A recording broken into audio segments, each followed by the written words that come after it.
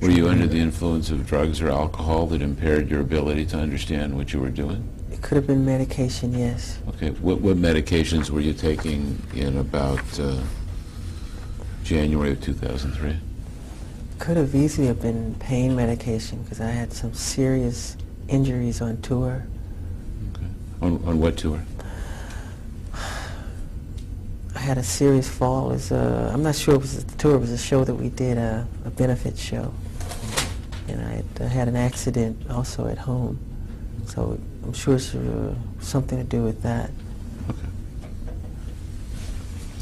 And so is it your testimony today that you gave a power of attorney to Dieter Weisner and Ronald Conitzer when you were under the influence of prescription medication? Could have been, probably. So that's probably? Probably, yes, probably. Were you impaired by the taking of prescription medications or something else at the time you signed these two documents? Could have been. Okay. Is that your best recollection, is that you signed these while impaired, not knowing what they meant? You could maybe say so, but I don't remember them. You weren't impaired by the taking of prescription medication at the time you signed this? Could have been. I don't know. How long during 2003 were you impaired because of the taking of prescription medication? I don't know.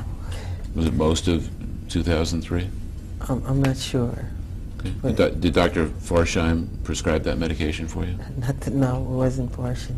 Okay. I think it was a local.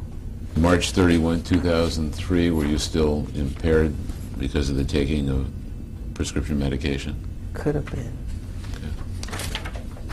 Now, during the period of time you were impaired by the taking of prescription medication, was this an impairment that lasted like all your waking hours, or did it come and go? It comes and goes. Not all of your waking hours, of course not. Okay. Yes. Okay. Now, during the period of time you were taking this medication where you weren't impaired, did you ever tell one of your advisors that you were concerned about your impairment and they better watch what you're signing during this period of time? Not that I recall. As of July 3rd, 2003, were you still at times impaired because of the consumption of prescription medication? I'm not sure. It's possible you were still impaired. It could be. It could be. Do you think you were impaired when you remember writing, I'm sorry, do you think you were impaired when you wrote MJ Decide? I don't know.